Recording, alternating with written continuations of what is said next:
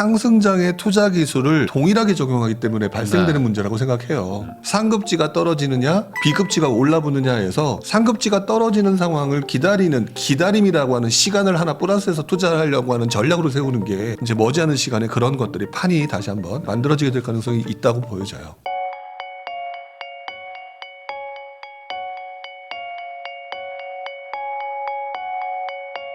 부룡님하고 지금 이야기 나누고 있는데요. 아까 말씀해주신 거에 좀 연장선일 것 같은데 결국에 지금 오르는 거는 상급지 그리고 이제 신축이라서 네. 다 어찌 보면 살고 싶고 살기 좋은 동네잖아요. 네. 그러다 보니 이게 이해도 가는 게 아니 내가 저기 언젠간 가서 살아야지 하는 워너비 동네가 올라버리니까 안 올랐으면 내가 좀 돈 더 모아도 되는데 오르니까 지금 더 오를까봐 가서 사는 거잖아요. 네. 현상 이거 어떻게 보십니까? 지금 이거는 어쩔 수 없는 현상인가요? 지금 이 신축 뭐 상급지 상승세는? 이거는 과거부터 지금까지 변함이 없는 기본적인 패턴인 것 같아요. 사람들의 본능도 신축 좋아하고 그 다음에 인프라 좋은 곳들을 필요로 하고 그 대표적인 게 강남이잖아요. 근데 그 강남이 오른다? 그러니 사람이 본능적으로 쫓기는 거죠. 그래서 지금 자꾸 이런 현상이 나타나는데 이런 현상은 예전에도 있었고요. 그게 꼭 강남이 아니더라도 어떤 특정 지역의 A급지는 항상 그런 모습들을 보여왔다. 그렇기 때문에 이번에 못하면 안 된다. 이런 생각을 좀 하지 않으셨으면 좋겠어요. 오히려 아까 말씀드렸던 것처럼 가격이 떨어졌을 때 A급지로 들어가는 게 나중에 실제로 본인들한테 굉장히 유리하기 때문에 그렇게 들어가는 게 훨씬 더 맞다라고 보고요. 지금 상급지가 올라가고 신축이 올라가니까 따라 붙는다라고 얘기하는 부분을 저 역시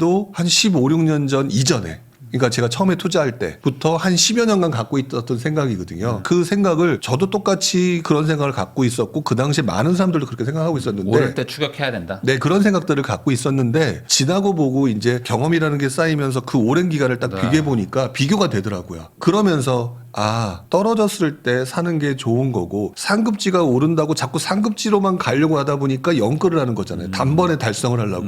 근데 상급지가 올라가서 상승장이라서 얘가 올라가는 중급지가 올라가는 상황이 만들어지게 되면 얘가 올라가는 걸 좀 기다리면은 얘가 달라붙는 그러면 자금을 적게 투입해서 일로 올라갈 수 있는 기회가 또 생긴다라는 것들을 경험으로 느끼게 되는데 이분들은 지금 그 경험이 없다 보니까 단번에 가고 싶은 하는 욕심의 연장선에서 모든 판단을 하고 있는 거거든요.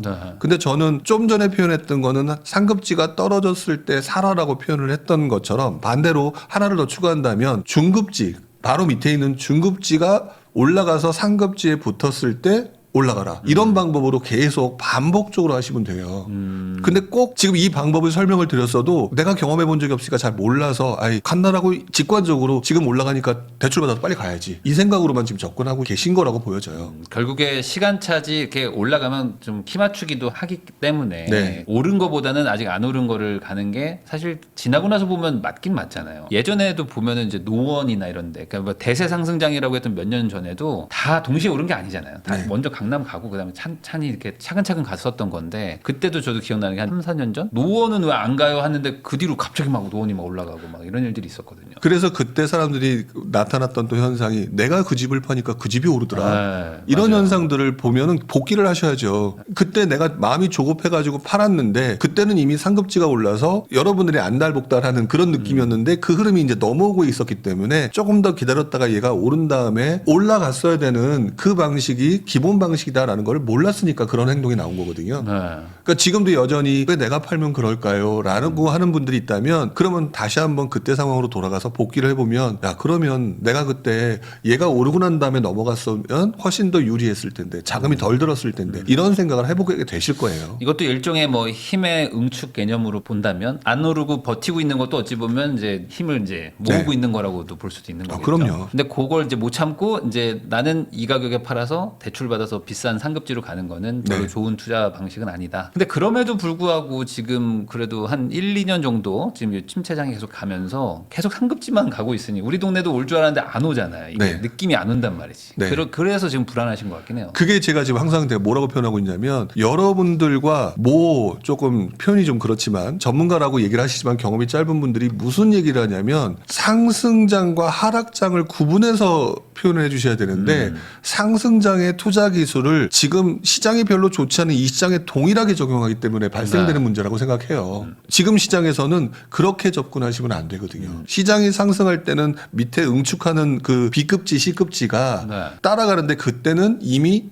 가격도 쌌던 상황이고 유효소가 여전히 많이 있었던 거지만 지금 시장은 가격도 비싸고 유효소가 떨어지기 때문에 안 붙는 거거든요. 네. 그리고 정부도 지금 뭐만 하면 툭 건드려가지고 못해, 맞아요. 대출 못해 이래버리는 상황이니까 B급지나 C급지로 넘어가기가 어려운 거죠. 그러니까 지금 시장 같은 경우는 아까 말했던 두 가지 방법, 상급지가 떨어지느냐 또는 B급지가 올라붙느냐에서 상급지가 떨어지는 상황을 기다림이라고 하는 시간을 하나 플러스해서 투자하려고 하는 전략으로 세우는 게 훨씬 더 도움이 된다는 그러니까 거예요. 지금은 뭐예요? 오르냐 안 오르냐 이거보다도 좀 기다려야 된다라는 것도 어찌 보면 투자 방식 중에 하나라는 거죠. 네, 그렇죠. 그러니까 안 오르려도 그냥 좀 기다려야 된다. 이걸 네. 막 지금 옮기고 하는 게 결국에 좋지 않을 수도 있다라는 얘기를 해주시는 것 같아요. 네, 가장 문제가 되는 게 그거라고 생각해요. 빨리 은퇴하려고 하는 거. 네. 그러니까 지금 시장은 계속 움직이는데 그런 거죠. 아무리 박태훈 선수가 수영을 잘한다고 하더라도 태풍 나오는 바닷가에 네. 던져놓으면 죽어요. 시장의 흐름이 그렇게 흘러가고 있는데 아무리 수영을 잘한다고 거기 가서 못 견디는 상황이니까 그럴 때는 파도가 잔잔해질 때까지 기다리는 게 훨씬 더 낫다는 거죠. 그러면 요즘에 이런 분들도 많거든요. 그러면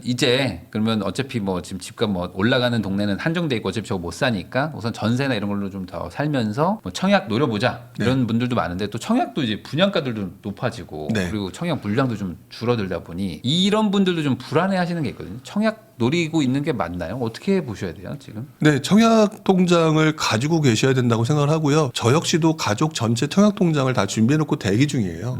저 같은 경우도. 네. 근데 이렇게 얘기를 했더니 다들 뭐라고 얘기하냐면 지금은요 다 젊은 사람들을 위해서 이렇게 해놓고 해주다 보니까 저희 같은 사람들은 할 수가 없어요라고 얘기를 하고들 계시더라고요. 진짜 얘기들 많이 하시거든요. 근데 저는 거기다가 또 뭐라고 얘기를 하냐면 지금 상황으로 미래를 자꾸 예측하려고 하세요라고 얘기를 해요. 시장이 만약에 상승장을 지나 조금 위축되는 장이 오거나 하게 되면 그때쯤 되면 정부가 다시 시장을 원상복귀를 시키기 위해서 각종 규제를 완화하는데 각종 규제를 완화할 때 나타나는 현상이 청약제도를 바꾸면서 지금은 뭐 예를 들어서 뭐 신입사원이라든지 뭐 아이를 낳는다든지 네. 이런 곳에 집중돼서 하고 있다면 반대로 그때는 모든 사람을 대상으로 너희들 아무나 집 사주세요라고 하는 수요를 늘리는 정책을 펼치거든요. 그럼 내가 청약을 통해서 당첨될 수 있는 확률이 굉장히 높아지고요. 또 시장이 만약 최악의 경우 미분양이 났다. 그래가지고 지금 시장이 되게 안 좋다라고 하면 미분양을 살 수 있도록 취득세와 양도세를 갖다가 뭐 감면해주거나 면제를 해주는 그런 대책이 나오게 될 거기 때문에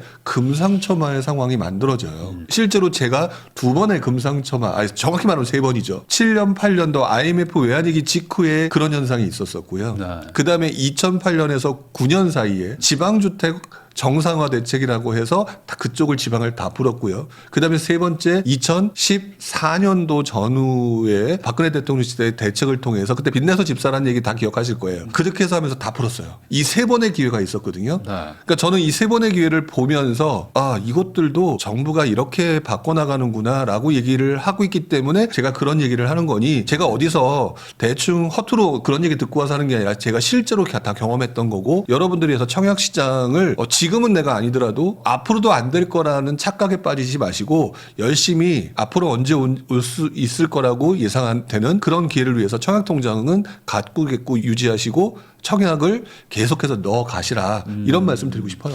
사실 청약 제도가 많이 바뀌잖아요. 그러다 엄청 보니까 바뀌죠. 뭐 어떨 때는 40, 50대한테 유리하게 하다가 또 막 20, 30대 유리하게 하다가 또 막 왔다 갔다 막 하거든요. 네. 그러니까 지금 기준으로 사실 판단하는 게 무의미하기도 하죠. 네, 이게 맞아요. 뭐 한 10년, 20년 묵혀둬야 되는 뭐 그런 것도 있으니까. 그래서 섣불리 깨거나 뭐 이러지 마라. 네. 아, 근데 반대로 너무 많이 넣는 것도 왜냐면 또 25만 원씩 막 넣으라고 하니까 또 부담되는 분들도 있거든요. 아, 그렇죠. 그러면 그냥 적당히 그냥 네, 적당히 네. 뭐 그동안 많이 감당 가능한 뭐 넣으신 부분들 10만 원 넣고 막 이렇게 많이 하셨잖아요. 네. 뭐 그러면 그 정도 선에서 그냥 유지하시다 보면 시장의 판이 바뀔 때 그것들이 기회가 되는 거기 때문에 그냥 지금 청약통장은 내가 술 한 잔 적게 먹고 그다음에 반찬 조금 덜 먹고라고 하는 수준으로 계속 유지하시다 보면 갑자기 그게 황금알을 낳는 거위가 될 수 있다라는 것만 기억해 주시면 될 것 같아요. 이게 부동산 투자하시는 분들 입장에서 그리고 이제 부동산에 관심 있는 분들은 아무래도 이게 사이클이 워낙 좀 길고 뭐 이렇게 텀도 막 길다 보니까 뭔가 돈을 놀리고 있으면 좀 막 되게 막 불안해하는 것도 있거든요. 네. 그래서 막 지금 뭐 돈이 뭐 한 5천 있는데 뭐 지방에 그냥 뭐 하나 샀어요. 뭐 오르겠지 뭐 이러면서 사시는 분들도 있어요. 네. 지금 주목해야 되는 부동산 투자는 뭐라고 보세요? 아니면 지금 그냥 좀 쉬어도 되는 시장인가요? 그러니까 지금 주목해야 되는 부동산 투자를 얘기하려면 기본적으로 정부 정책의 정부의 포지셔닝을 좀 봐야 될 것 같아요. 네.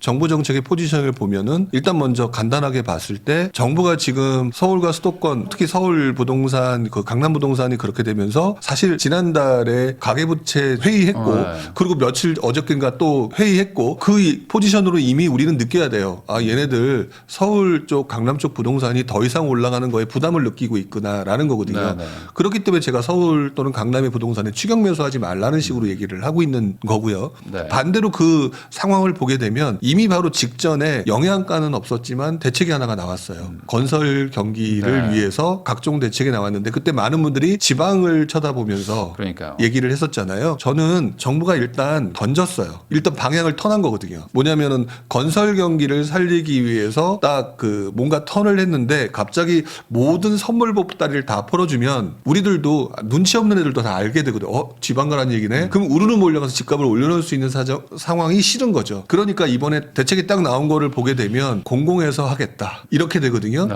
근데 공공에서 하겠다라는 얘기 나가다가 공공이 사실 돈이 없잖아요. 그러면 결국은 그 다음에 과거도 그랬고 앞으로도 예상되는 게 민간으로 풀어줄 가능성이 높은데 그러면서 차근차근 지방주택의 양도세라든지 취득세라든지 기타 그런 부분으로 풀어줄 가능성으로 연결될 테니까 지방 부분을 지금 들어가는 거는 좀 위험해 보이고요. 어떻게 될지 모르니까 네. 시간이 얼마나 걸릴지도 모르고 그러니까 조금 지켜봤다가 지방 쪽에 정부가 포지셔닝을 어떻게 가고 속도를 어떻게 잡느냐를 보시면서 만약에 수요를 늘리는 정책으로 간다라고 하는 그게 확실하게 보이면 그때 들어가셔도 돼요. 그럼 그 어떤 시그널 이게 뭘까요? 뭐 취득세 중과나 이런 거 배제해 주는 걸까요? 뭐라고 보세요? 어떤- 가장 대표적인 게 취득세하고 네. 그다음에 양도세하고 그다음에 대출 규제 완화겠죠. 그런 것들이 나오기 시작하면은 네. 이제 슬슬 좀 관심을 가져야 된다. 네. 근데 관심을 가져야 되는 거지 무조건 들어가라고 얘기하는 게 아닌 게요. 제가 실제로 경험했던 내가 당했다. 네. 라고 했던 적이 있었어요. 그게 뭐냐면 여러분들이 취득세와 양도세 부분을 감면해주거나 면제를 해준다라고 하는 구간을 자세히 보게 되면 100% 언제까지라고 지정을 합니다. 네. 언제까지 지정을 하는데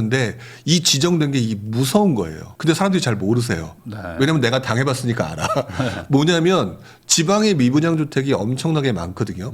많은데 예를 들어서 뭐 한 5만 채였는데 한 2만 채로 줄었어. 그러면 야 이 정도면 조금 힘들었는데 살려줄 수 있겠구나라고 해서 그 양도세 면제나 이런 걸 어떤 구간이 되면 딱 멈춰요. 네네. 그러면 막 몰려와서 사잖아요. 사고 난 다음에 양도세 면제나 취득세 면제가 끝나버리면 그래 이 정도 하면 내 목적 달성했어라고 딱 중단을 해버리면 그 뒤에 살 사람이 없거든요. 팔질 못하는군요. 팔지 못하면 속된 말로 물리는 거고 네. 마루타가 되는 거예요.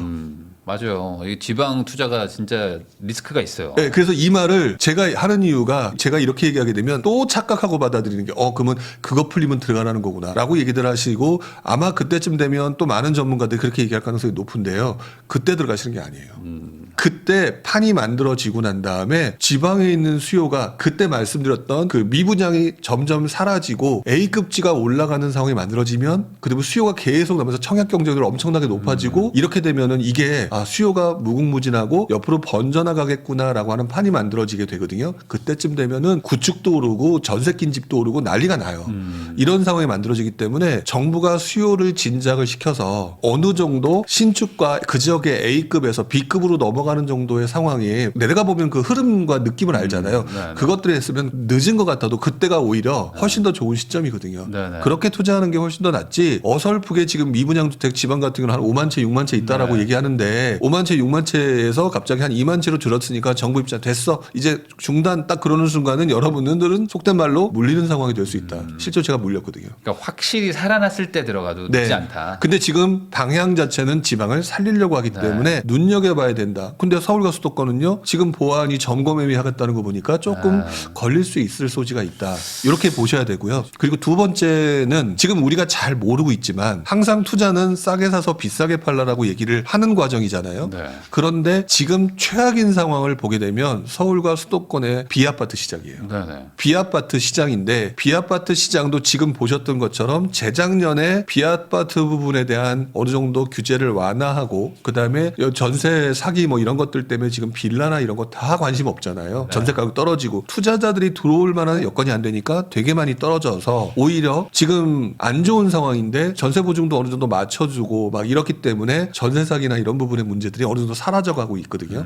이렇다면은 지금 그래서 전세 안 들어가다 보니까 월세가 엄청나게 오르고 있는데 이 월세가 엄청나게 오르는 상황이면 싸진 빌라나 싸진 오피스텔 가격 대비 월세 수익이 높아진다거나 또는 반대로 월세가 너무 비싸서 전세 가격이 올라간다라고 하면 또다시 투자자들로 하여금 매력적인 구간에 접어들게 될 가능성이 높거든요. 네.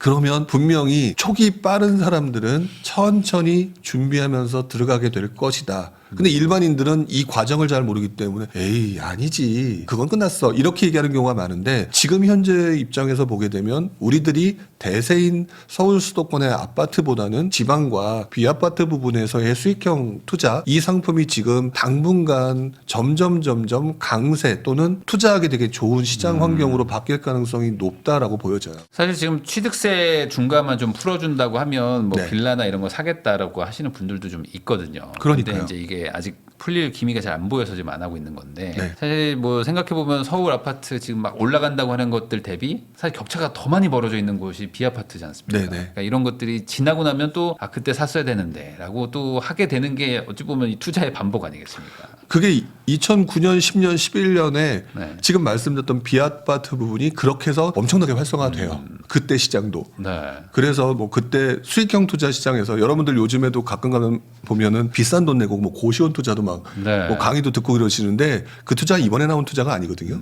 그때도 고시원 투자 유행하고요. 그때도 빌라 투자 유행하고요. 그랬고 특히 이제 가장 대표적인 게 오피스텔 광풍이 불어요. 당시. 네네. 그래서 오피스텔 분양이 광풍이 불러서 오피스텔이 엄청나게 사람들이 관심도가 높으니까 이때 건설사들이 또 오피스텔을 분양해서 분양가를 또 고분양가를 때려버려요. 네.